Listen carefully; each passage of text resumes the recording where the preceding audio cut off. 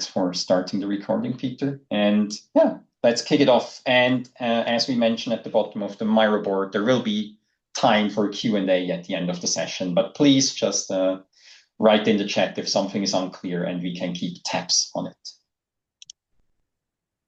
All right. So I take that's my cue. Yes. Let's start with the first.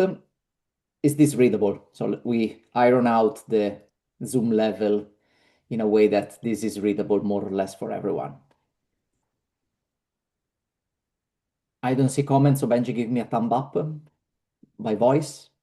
Yeah, okay. I can read it. Very good. So the article started as a bit of a cookbook because I was discussing with Benji how do we work with let's say roadmaps right now, and I thought the approach was quite interesting and worth sharing, and basically here we are.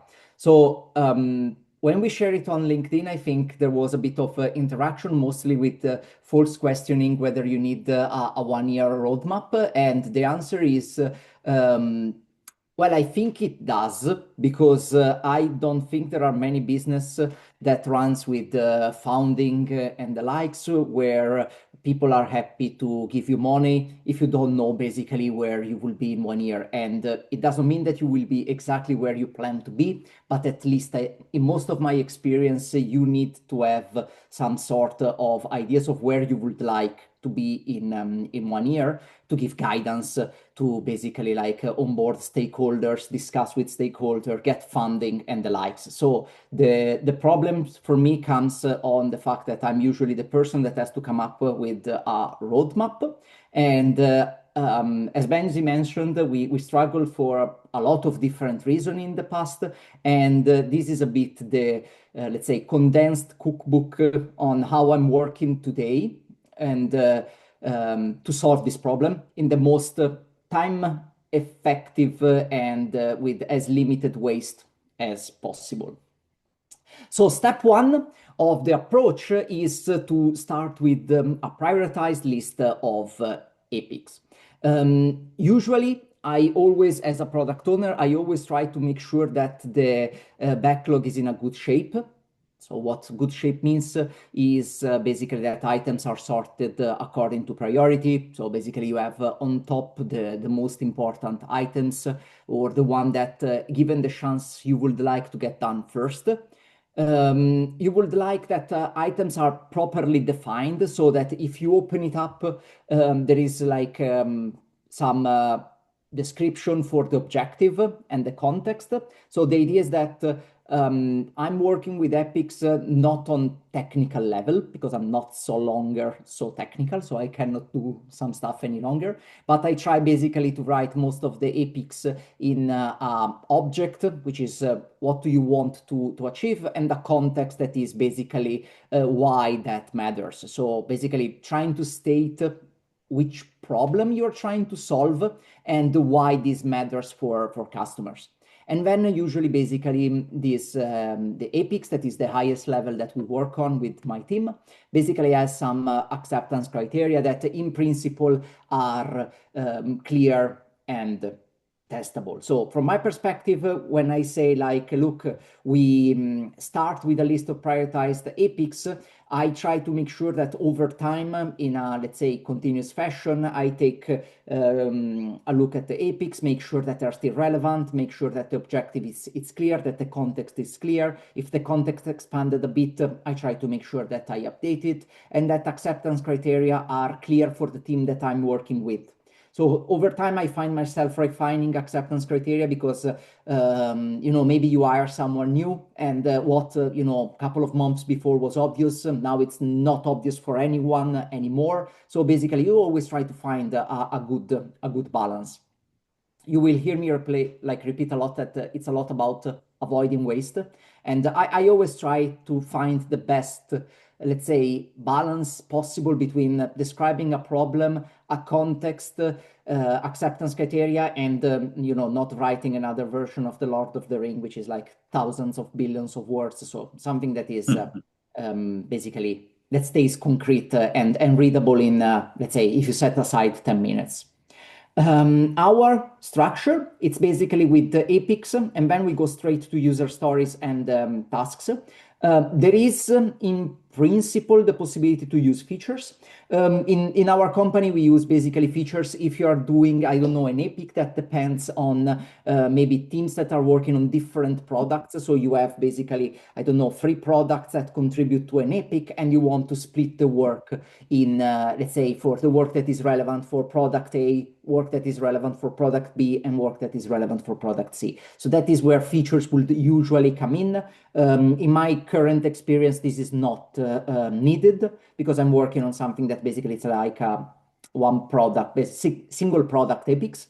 And just for reference, so that when if you're wondering, we are basically using Azure DevOps for all of that. So basically, unfortunately, I cannot have a screenshot for this because my boss will not be very happy. So usually we have other screenshots later on. But basically, we have a Kanban board with all the epics, and the epics move from left to right.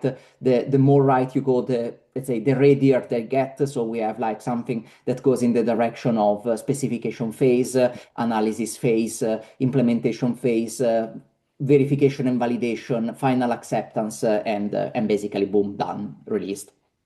This is basically maybe if I add to this, right, it's not that it's epics or not the epic are just the container you're using, and they're the things you're kind of are able to market and release for the product, while in your world, the user story is kind of a smaller piece that on its own may not be worth to be released, right? But it's kind of a building block for that feature, like to maybe a bit oversimplified, but or you disagree?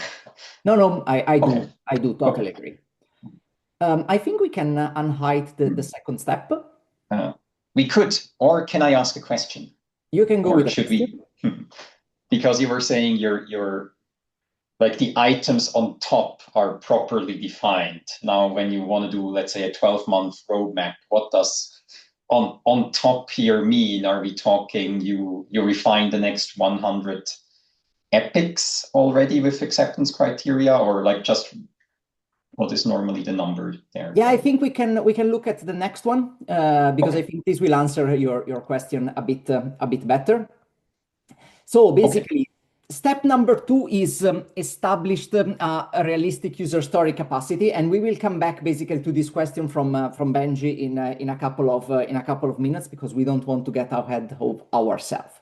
So basically, establishing a realistic user story capacity means under the hood, understand how much work we can realistically do.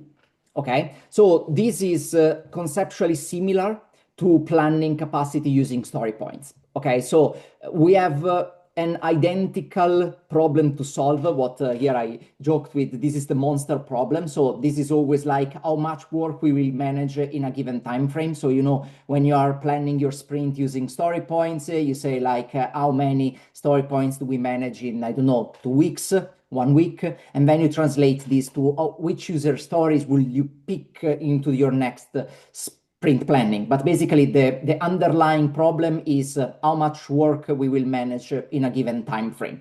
The difference here is, and I don't want to get started with the user story versus the story point capacity. You can ask Benji about that fight, but basically it's a similar problem. Let's say it's the same problem, but we solve it with a different approach. So it's a different way that we define the capacity. So when you do planning capacity using story points, you basically say, this is the amount of story points that I will manage in the next sprint, in the next month, in the next 7 months, in the next whatever amount of time you come up with.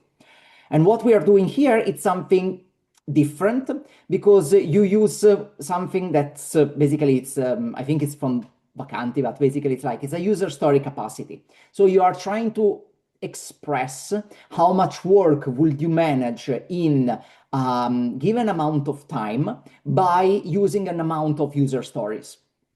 I use Lighthouse, unsurprisingly, and basically to get to this answer, what I do is that I run for my team manual Monte Carlo simulation, basically stating how long this will take. So this is something that today, I think it's the 9th. I did the preparation on Friday. So I basically took a screenshot for one of the teams. And basically here in the forecast section of the Lighthouse, you can basically enter a target date. So where you say like, I want to know how many items will I manage in this amount of time. And basically what you get is an amount of time and a given likelihood. So if I look at this example, so I took like one team that had something that was, let's say, worth discussing today. Basically, this team will tell you that it will manage 200 work items, 209 work items or more in 50% of the times. So this is basically this red dot, this red question mark, exclamation mark that you have over there. You will manage 200 work items or more, 70% likelihood. And this goes under 92 with 85% and 182 with 95% likelihood. So for those of you that are not familiar with Monte Carlo simulation, there are tons of training. Benji wrote very nice articles. But bottom line, imagine this as you run a project in a lot of parallel universe. Okay, so like Doctor Strange does in the Avengers, and you check in how many of this universe you end up successful. So here we did exactly the same. You run basically with this team. You check how many stories you manage in 1 year in thousands of different universes, and then you check, statistically speaking, where do you land. For my scenario, basically, I used 1 year history, okay, so that I don't have to factor in holidays, people getting sick and the likes. So I took the last 1 year of my team working, and I said, based on my last 1 year, let's run a Monte Carlo simulation and check how many items we can get done in the next 1 year. And considering that 1 year, it's pretty long, and I don't really need to be basically 100% sure, because in the last 1 year, a lot of things has happened in the world. Basically, I am happy if I get a 70% likelihood, so that I know that basically 7 out of 10 times I will be correct, 3 out of 10 times I will get, let's say, slightly different amount of work. And I know the team, and all in all, the difference between, basically, if you see over here, between 70% and 85%, it's only 80 points, 8 user stories. And the difference between 70% right and 95% right, it's only 18 user stories. So basically, I was happy with the 70% likelihood. So what does this mean? Looking at basically the big picture, is that as you would prepare your sprint planning, knowing that you have a capacity of 72 story points, and you will try to pick a user story that consumes the 72 story points, I will plan my next time knowing that basically I have 200 user stories to make use of. So from now on, basically, I start to think I have 200 user story capacity. How do I want to use this amount of story points for my roadmap planning? I stop here before going to the next one. So if there's a question, you may just ask right away, or you write it in the chat. So Lorenzo can also take a quick break. I'm not alt-tabbing just to make sure that nothing crashes, but if there are questions, please read it out. Well, I will keep you up to date if there are questions. Okay. See. Maybe, you often read about this 85% that people take, and you go with the 70. Like, is there a reason specifically you would opt for 70, or? I think that my point is that on a 1 year schedule, it's like maybe we will hire more people and this number will maybe go up, maybe we will lose some folks and this number will go down. I don't think that for me, basically going with 95% imaging likelihood on a 1 year, it's something like, it's like looking at the weather forecast. If I'm looking at them for tomorrow, I expect a quite high likelihood that this works. If I'm going on holidays in June, then basically, I mean, I do not know how much how much confidence can I expect? So for me, like I want to know like a range that is likely, okay? So 290 is flipping a coin, okay? And because it's only 50% and 50% it's not good enough, but 70% over a whole all 1 year, I think it's a reasonable amount of user story. What I would recommend as well is to gauge how much difference do we have. I mean, I think I have a fairly reliable team. I mean, we moved from 50% to basically 95% by only paying, I think, a deficit of 27 user stories, which I think it's a testament on how all in all predictable this team is. So if you get a huge variation, then I will be more careful in picking maybe how confident do I want to be. Here, 70% to me, it feels fair because all in all, there is very little variation. Like, it's only 9 stories between 50 and 70%. It's only 8 stories from 70 and 85%. So I think, I mean, more or less, I would say like you could basically plan with 200, under 92 or 182, and you will get basically the same level of basically like feedback that you can reasonably expect over a 1 year time horizon. Great. Thanks for the answer. Anything else before we move on? Or I guess we're done now, right? You know how much you get done, so planning done.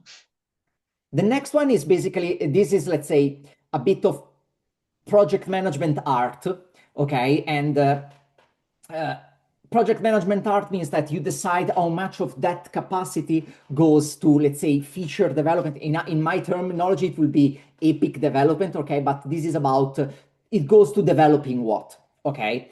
And this, it's an art, okay? There is no right or wrong. Okay, this is a similar concept to if you have ever been like a project manager to when you were basically planning ideal man days is not longer the term because it's not, let's say, equal, but let's say if you were planning ideal man days, you were saying like, yeah, how many ideal man days there are in a month? And you can say, yeah, I will plan 14 because people get sick, people go on holiday, and people are, of course, not 100% productive all the time. So here it's a bit the same idea, but with a different flavor, because how much of these 200 user stories do you want to plan depend on a lot of things.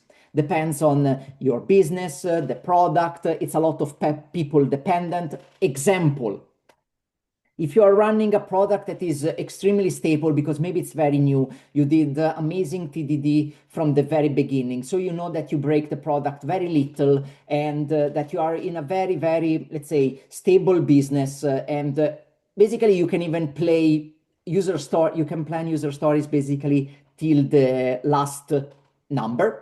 But if you are in an environment where you always get, like maybe small change request, or maybe you are in an environment where there is a lot of OSS components, so that there is a lot of cybersecurity vulnerability that come in and you have to basically react to those.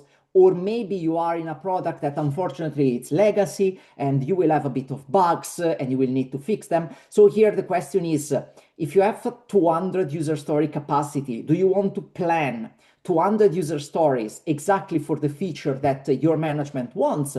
Or do you want to have a bit of buffer so that when there is a bug, you don't sweat? If there is a cybersecurity vulnerability, you don't sweat, and the likes. The counterpart of planning everything is that basically as soon as some unplanned requests start to come in, then you have no room basically to juggle. And if there is a cybersecurity vulnerability and you have to take, I don't know, imagine some 5 user stories to fix 5 cybersecurity vulnerability, and you have an inflow of 10 bucks because, you migrated to a new component and this new version now does not work and you have some bugs, then basically you're already discussing with management that some of the things that you committed upon, you will not manage to do them. So how much buffer do you factor in? It's something that basically is very, very, let's say, business, product, people dependent. One good input that you can get by using, for instance, Lighthouse is that here I took another team just to show like some data. You can forecast how many bugs you will get, for instance, during 1 year. Okay, this is some functionality that Lighthouse has implemented. So as you can see over here, I said basically from the from basically March 2025 till March this year. Just tell me in 1 year time, basically till March next year, how many bucks I am likely to have. And there, like you can look that we have something between 34 and 45. Okay, so this is not the same team, so of course the numbers are a bit mixed, but I just wanted to give you an idea that if you have 200 story point capacity and you know that you are getting, just for the sake of the number, 50 bucks a year, and you say of these 50 bucks, 30 I will need to solve, then I will be a bit stupid if I plan, 200 user stories for feature development, because I already know that I start and basically from the get-go, this will not work. So it's like I'm going on holiday in Ireland and I plan 3 weeks of holidays expecting there is sunlight for 3 weeks. I mean, it's delusional. This will not happen. So I have to plan in a bit, bad weather and this kind of activities. Okay. So for my project, knowing cybersecurity, how critical it is in my environment right now, a bit like the state where we are now with the product and the integration with external components and the likes, I plan in 15% of buffer, which basically means that of the 200 story points that user stories, of the 200 user stories that I have initially planned to say, this is what I have to use for my year, I will remove 15% of that and I will plan 170. Now, this means that I have 170 user stories that I will consciously and actively plan for feature development. So for stuff that comes from customer that, for instance, they want a new feature added, something that product management wants to add, something that the salespeople come and say, oh, if you have this feature, we will really sell more product in this region, something like that. And then I know that I have a buffer of 30 user stories, basically, for all the unplanned items. Again, that means we get a cybersecurity vulnerability on a component that we use, which means we have to integrate a new version. We integrate a new version. Oh no, slightly different APIs, small change. That's a user story. Boom, I have it covered. Or somebody, for instance, mentioned we implemented a feature last year and now they want, I don't know, something slightly different that is a couple of user stories. We can accommodate that small changes as well. So here there is, again, no right or wrong answer on how much big the buffer you want it to be, but I would always recommend factoring it in a bit of slack. And this falls under the umbrella of under promise and over deliver, because you're not burning anything. So keep in mind that if you planned for 30 user story capacity and at the end of the year nothing came in, you have 0 bugs, 0 cybersecurity vulnerability, you can still go up to your management towards the end of the year and say, we have extra capacity, what is the most important item that we can take up next?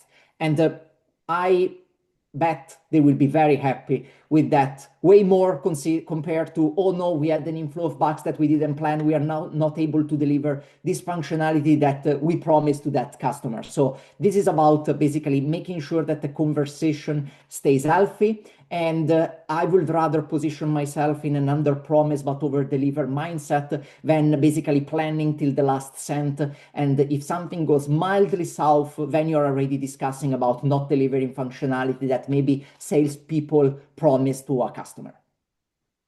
So to wrap up, buffer is whatever you decide it to be. I go with 15%.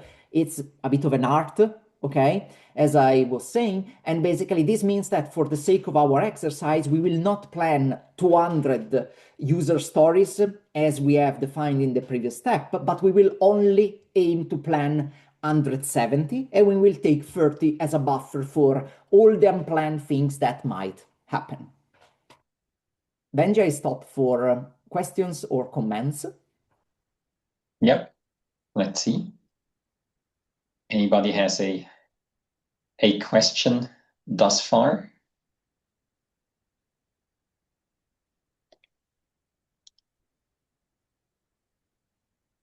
Well, you explain it so well.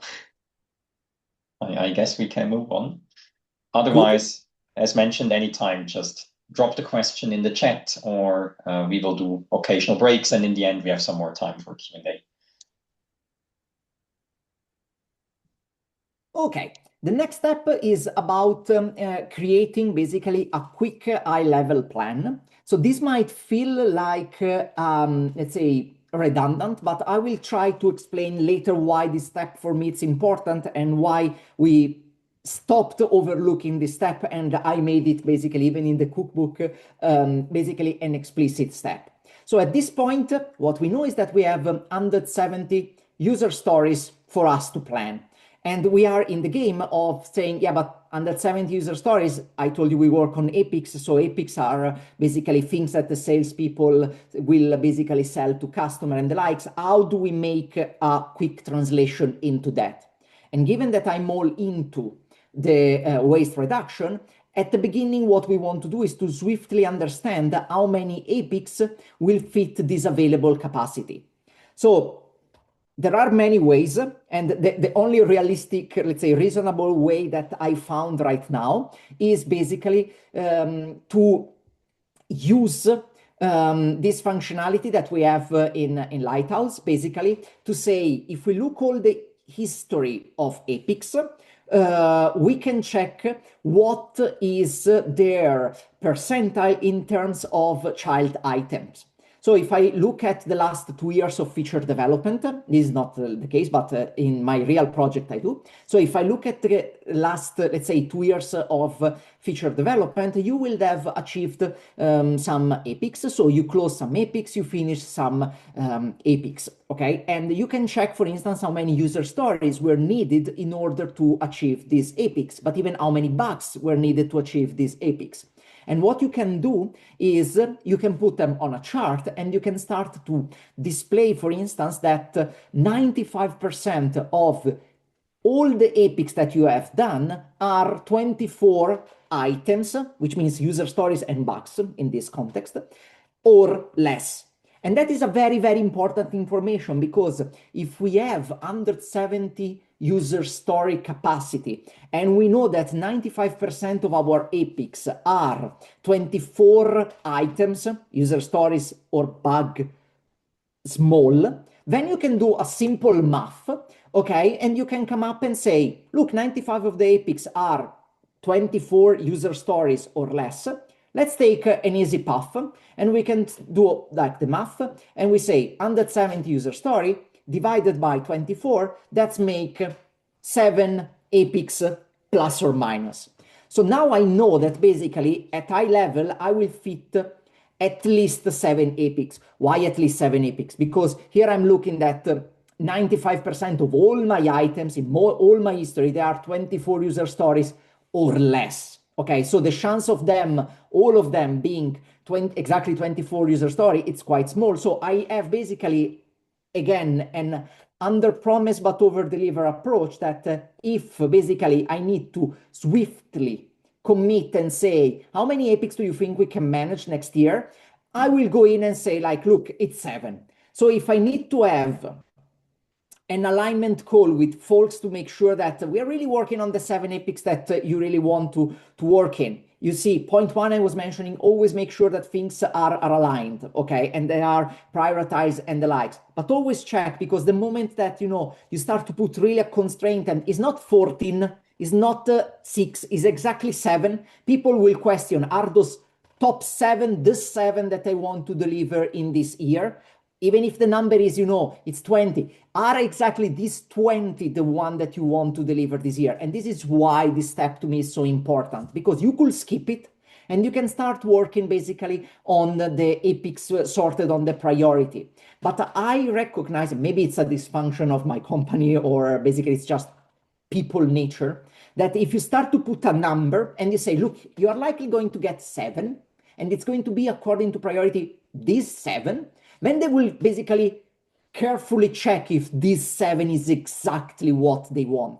Then most likely it will end up that with weight, because as I was saying, by nature of this approach, you are under promising on a fair bit, so you will manage to squeeze a bit more. But you know, it's important to put a ballpark figure to stakeholders, because once you say you have exactly this amount of effort available and we will manage exactly this amount of features, they start to think differently because they really start, to think, okay, we have 7, we don't have 12, 13, or we don't have 5. So we have to start to really feel like, is the order that we have in here really, really correct? So from this moment on, what we will know is that basically, as a very basic starting point, we are looking at a roadmap that have 7 epics, plus this 30 user story capacity that we are not going to plan, but let's not forget that that is basically work that is still something that we will manage to do. I stop here again, Benji, and I let you handle my next section. Maybe while you think about the question, I saw Hendra had one, but I will table it for the end of the session. It may go a bit too deep for now. I think here the nice part is usually stakeholders, they may not care about your user stories. For sure, they don't care about story points, but you now kind of translated your capacity into something they can work with, right? On their flight level in that sense. Exactly. So it's more like choose 7 things. Exactly. And if you have, the moment that you start to put a concrete number on things is the moment where things gets really concrete, because till the moment where things, I mean, at least in my experience, is where the people start to get the feeling that we don't have endless capacity, we cannot do everything. So if now this year we are really going to work on 7 that maybe become 8, okay, then you really cross-check this list that we had at the first point, because again, this is my best effort. But of course, a salesperson can really say, okay, maybe if we only get 7, then I will swap the 7th item for the 8th because I think that I need this customer more than that customer. So you get really this fine-tuning and small optimization that you will not get if you were basically trusting the order and you will basically let people think that there is endless capacity available. I like the statement in the chat. Is like, I'm used to having people ask, like, when you say the 7, can you work a little harder and give me 15? What would you answer to this, Lorenzo? Well, the number clearly shows that no, it's not possible. No. I mean, it's as I was saying, like on some under promising, we can look at maybe 8 epics, maybe when we start in the next phases we can even squeeze to 9. But look, for instance, you can I will even tell the guy or the lady that is making this question is like, now I'm giving basically to you a 70% likelihood that we will manage these 7 epics. I can tell you, we can do the math easily and check if we go down to 50% likelihood, how many items we will manage. But you can really play with the percentage here and say, maybe I can get to you to 10 epics if you're happy with a 50% likelihood. But would you want to commit to that customer of yours, the one that you massaged for a couple of years, that he gets a feature? And this depends on a flip of a coin. I will say, I mean, this is not my approach specifically because this is the beauty of Monte Carlo simulation. What Monte Carlo simulation makes very, very clear is the likelihood associated to what you're promising, okay, or to what you are forecasting. And I think that here our ability and our talent is however you use it, okay, even if you go out and then you say, ignore anything that I suggest you to do and you just stick to Monte Carlo simulation, then always try to frame it in the likelihood of getting these things, because it's like, don't work harder and ask me to get 12 user story, 12 items or 12 epics or 12 whatever, because the team is working hard. I could tell you, look, are you happy to lower the likelihood of this happening? Can you live with a bit more uncertainty? And say work into this one, because when we can play with the likelihood of this to happen, it's like if you invest on the stock market, it's on penny stocks, high risk, but if you basically want to invest very little and get chance of getting high returns, that's your game. If you take a very established company, the likelihood of going belly up, very limited, but even let's say the gain potential is limited. And here you have to, when you work with Monte Carlo simulation, always try to reframe all the question in terms of likelihood. Always try to think, forget about how my team is working, how hard they are working. Let's talk about, this is what I can give you 85% likelihood. are you okay compromising to 50%? Because at 50%, that will be my offer. And I think that's a very solid, argument to be had, way more than can you not just work harder? That I Yeah, I think think the point here is to be transparent there about the risk, because otherwise you're kind of just, well, not ignoring the risk, but it's then your accountability if you're not making that transparent, right? If you're agreeing with a stakeholder and they're happy with just tell me if there is a chance, even if it's just 50, and they're fine with 50% chance of not making this, I think that's acceptable, right? Then Yeah, absolutely. I mean, they don't there have a are a right lot to of, be angry if it doesn't happen. Let's put it like this. yes, And there maybe are one point. Oh, sorry. no, just to say, there are a lot of conversation that I mean, all of this is I'm trying to give you a blueprint. And if you're talking with sales and it's like, look, if we will target 9 epics, we can win a multi-year project. And if we are a multi-year project for I don't know this amount of million, maybe we can hire an extra person that will make it for sure happening. Then of course you can all work the numbers in terms of I suggest you to be transparent and to talk about likelihood and let's say refocusing the can the team work hard, or this more in the terms of likelihood, and then from there you can check like can we commit on 70% and then we I don't know pay people overtime to shift it towards an 85% likelihood so that we are all more happy when this works. So these are all healthy conversation that I think you should be having in general. All right. I think we have to move on, like just time-wise. I I do. unhit the next one Yes. already. So the next, basically, I condensed two steps of the cookbook in one. So the first one is review the selected epic with the team and basically t-shirt sizing and risk assessment. So just for terminology, in my context, my team is not particularly big, but basically, even with Benji when he was still working with me, we recognize that there are some activities and some conversation where basically you get diminishing return with the amount of people that you add. So it's better focus some conversation with a handful of selected people that can cover basically all the let's say angles of the team, more than having a plenary session where you have more people but even more chaos and more, let's say, divergence. Okay, so core team in my context means the product owner, that's me, the architect, lead developers. So if you have, for instance, a backend and frontend, you bring in like the lead developer for backend and from frontend, and then verification and validation just to make sure that you know how things will be tested, and if you have gaps, these are highlighted. What I try to do at this stage is that basically as a product owner, I explain the shortlisted epics to the core team. And as I was mentioning, why exactly the shortlisted, 1 year is fairly long and many things can change.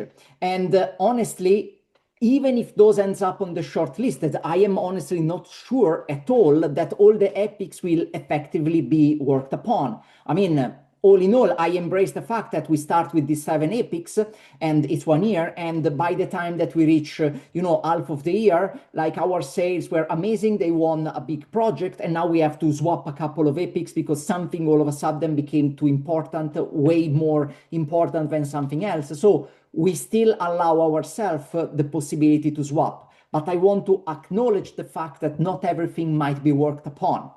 Therefore, acknowledging this fact and the fact that reviewing epics takes time, I only want to make sure that we review only what is strictly required. So when at the beginning Benji was mentioning how much epics do you try to keep in a good shape, I basically, by my experience, I will work on a number of like the first 12, 13 that I have on my prioritized list. And I will only basically review with the team the 7 items, 7 because this is the number that we got before, the 7 items that made it to the short list. So I will not review with the team more than is strictly needed, because the more I review that I don't need to basically capacity to work this year, the more I'm running the risk that by the time that we actually end up working on that, maybe something in the way that we handle components have changed, maybe we teamed up with a different supplier for something, so all the risk and all the t-shirt sizing now it's completely different. So I don't want to invest time on something that I'm not reasonably enough certain that this will happen. So again, I only review with the core team, so only the core team, because I want to reduce waste. I basically take the least amount of people that I need to review this item, and I only review the selected item to make sure that I reduce the waste as much as possible. For each epic, we take a bit of time. So usually this is in the hours. So to review 7 epics, by my experience, this will be around some 10, 12 hours for the kind of conversation that I want to have. And for each epic, we basically go for 2 fairly simple aspects. A t-shirt size, which basically we have small, medium, large, and extra large, and risk. I want to know whether like risk is low, medium, and high. What does risk and t-shirt size mean in this context is like we can rate an item, for instance, t-shirt size medium, but it might have a risk that is very high because there are maybe some configuration that we need to do on one component that we have never touched. So we assume that it's comparably easy, but we don't know. So we will need to know more to really iron out this. How this helps is that if I'm basically packing the same epics towards a release, then I can discuss with the management whether something is worth to basically take it sooner because there is some risk associated to some of the items. Or, you know, t-shirt size small and the risk low, it's basically a low-hanging fruit. So it's all about getting indication so that you can do sequencing, and basically you try to have as much information as possible to guide you in the execution. Benji, for the sake of time, I'd like to take the next one in line as well, and then I stop for questions. Now that basically you have all basically your shortlisted epics that have been t-shirt sized, you have an, let's say, old problem that comes to life. That is like you need, with the way that we work, to say, I have a t-shirt size, and now I want to match an amount of user stories to this. You can do it in tons of different ways. One way is that you move back to the feature size that Lighthouse provides you. And you can say, for instance, that an item that is, you see here, you have 50%. So 50% of the item is 12 days or less. Okay, then let's say that an item that is small, it's 12 user stories. And an item that is medium is 19. And an item that is large is 21. And an item that is extra large is 24 or more. Or you can, you know, push it to say you are not allowed to give extra large. If it's extra large, then we should try to split the epic into small sizes and the likes. I am right now testing k-means clustering. This is a bit of nerdiness of me. Basically, this allows you to dynamically allocate t-shirt size based on your own history. So you tell, this is what basically my epics were in the past, and the k-means clustering will tell you how big is an S, how big is an M, how big is an L, and how big is an extra large. And then basically this is what I am going forward. But you know, you can do this in many ways. You can tell to your development team an S is exactly this size, or you can just tell them, go gut feeling, and I will translate this into user story on my own. I tried a bit of everything, and I'm usually like, depending on the team, depending on a lot of things, I am basically moving and iterating around. Right now, I'm heavy on the k-means clustering, but I will not judge you if you were to say I use feature size for saying like this is small, medium, large, and extra large, because this is something that comes out of data pretty straight. And if you're wondering why still doing t-shirt sizing, Well, this is for two reasons, because between 24 user stories and 12 user story of the approach that we used before, there is a lot of variation. And you want still to onboard your team. So you don't want to go around and basically tell management, yes, this is the amazing plan that we have. And if for some reason something is going south and you have to push a bit the team, you don't want the team to have the feeling that you committed on your own with your stupid data on something that they have never seen. And then you hold them accountable for pushing harder if something is, it's not working and you need a bit of extra commitment and we need to be pushing a bit harder.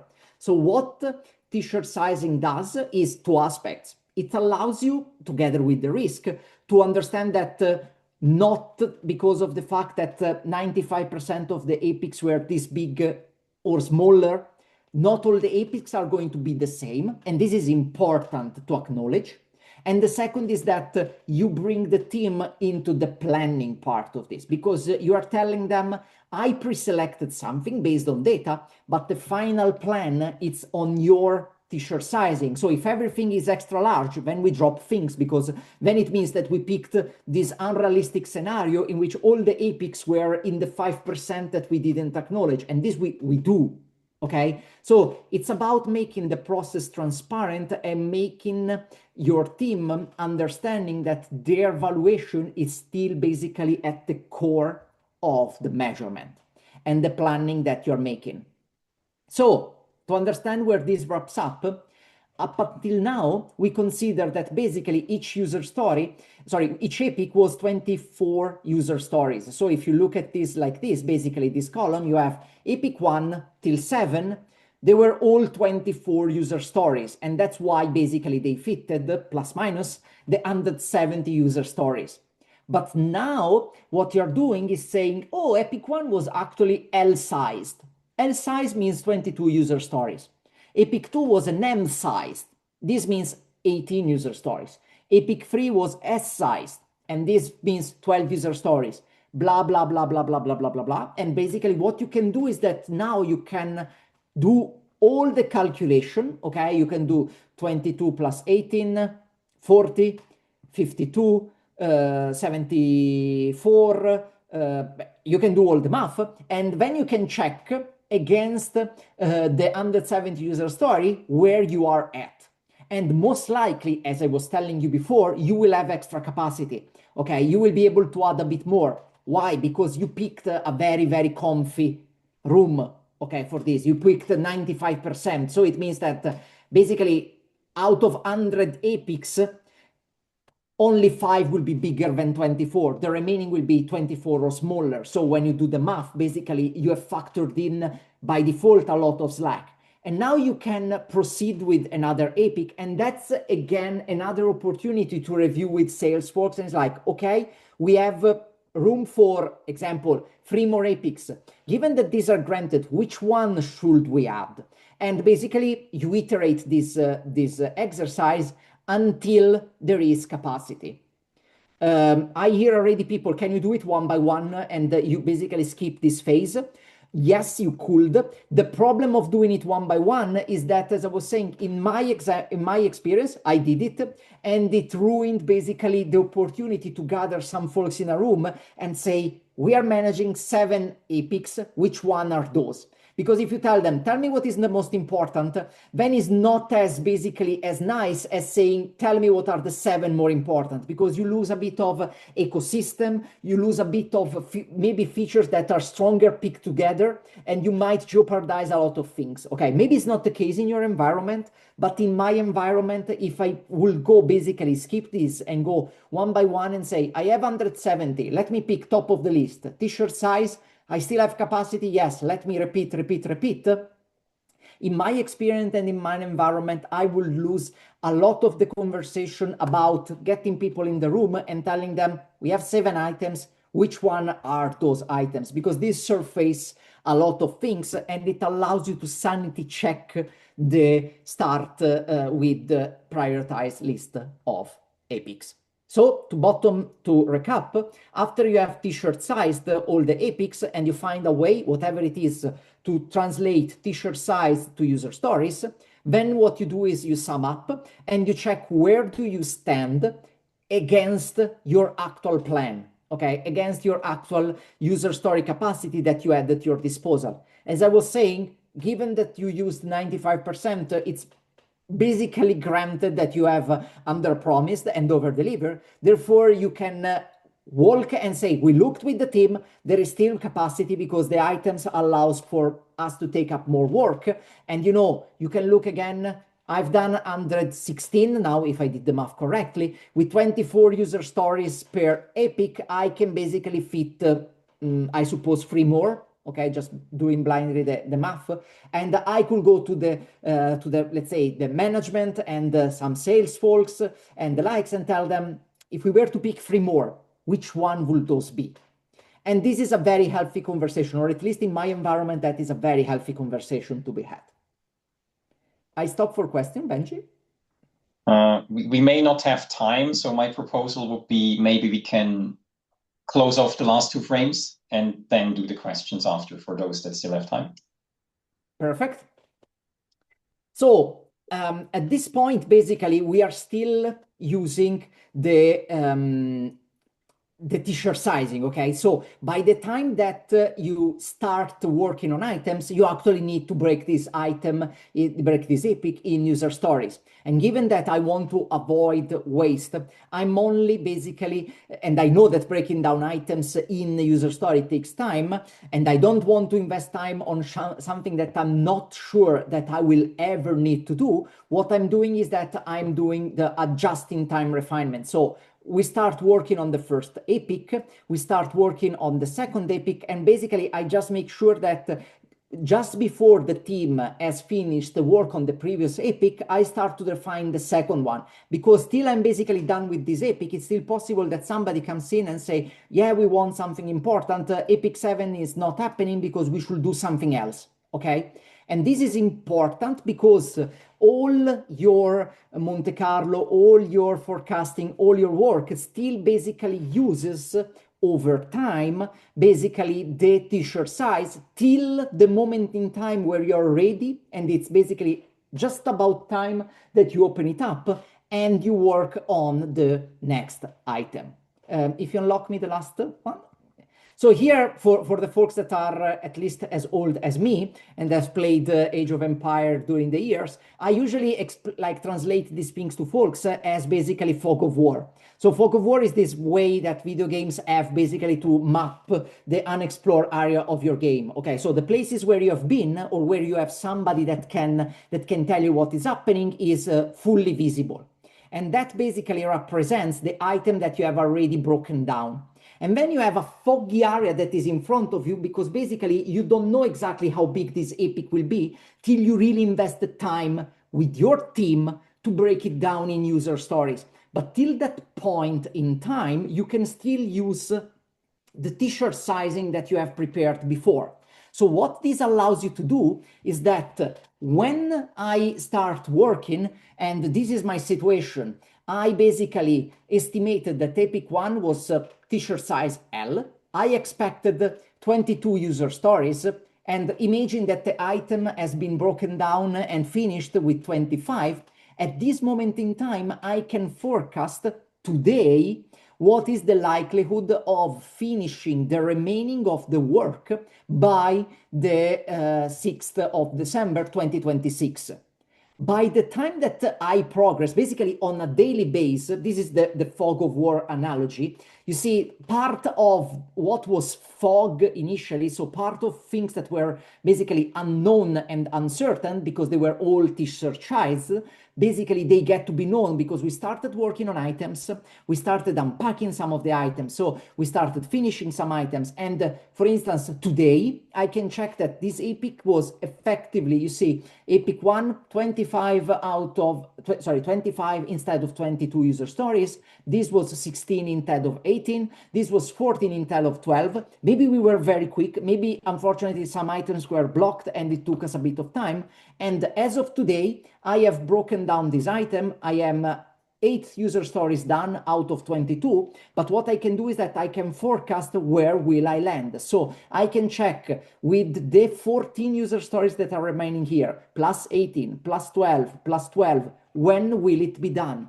And what is the likelihood of me finishing by the 6th of December 2026? For doing this, Lighthouse is amazingly good. And basically what you can use for continuous forecasting to get information is, among other things, the delivery view, where you can tell I have a release which is comprised of these epics, and it tells you I need this release by this date. What is the likelihood of this happening by this date? Unfortunately, I cannot have a screenshot of this one without showing information that is let's say confidential, but maybe Benji, if you have something like a screenshot or something similar, you can later show it yourself, or maybe add a generic screenshot if you have one from demo data. Yeah, we can add one. Thank you. All right. And this is basically the whole workflow in 1 hour exactly. Perfectly on time. Thanks, Lorenzo. That was a lot of information, and I realized we invited for 1 hour. So if you need to drop off, then this may be your cue. I just want to bring you here to say that we also have some more meetups and other stuff planned in the coming weeks. So maybe have a look at it, follow us on LinkedIn or check Meetup. However, I think, Lorenzo, you will have more time as well to answer some questions. And for everybody that still is here, I will bring, or I just sent the Miro link. And you may join, and I would propose, feel